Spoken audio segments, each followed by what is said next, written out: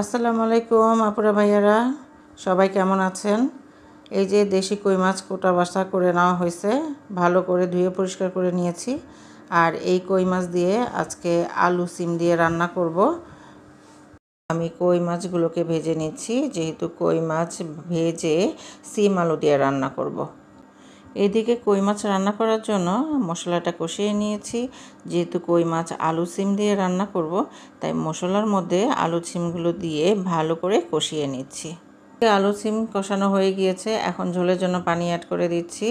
আমি এখানে পানিটা পরিমাণ মতো অ্যাড করে দিলাম, কারণ ঝোলটা একটু মাখা মাখা থাকবে। শীতের সময় মাছের তরকারি রান্না করলে আমি এরকম সবজি দিয়ে রান্না করি।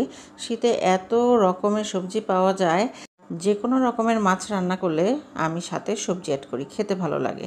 কথা বলতে বলতে তরকারির ঝোলও কিন্তু অনেকটা টেনে গিয়েছে, আলু সিমও সিদ্ধ হয়ে গিয়েছে। এরই মাঝে দিয়ে দিয়েছি জিরা, ভাজা জিরা গুঁড়া, আর সাথে ধনিয়া পাতা দিয়ে ঢাকনা দিয়ে ঢেকে এই তো রান্নাটা কমপ্লিট করে ফেললাম। তৈরি হয়ে গেল সিম আলু দিয়ে কই মাছের তরকারি। এই তো রান্নাবান্না শেষ করে খেতে বসে গেলাম। আর এই যে শীতের সবজি, এই সবজি দিয়ে জিওল মাছ রান্না করে খেতে কে কে পছন্দ করেন কমেন্ট করে জানাবেন। আমার কাছে তো বেশ ভালো লাগে। তো আজকের ভিডিওটি এখানে শেষ করছি। সবাই ভালো থাকবেন, সুস্থ থাকবেন। আল্লাহ হাফেজ।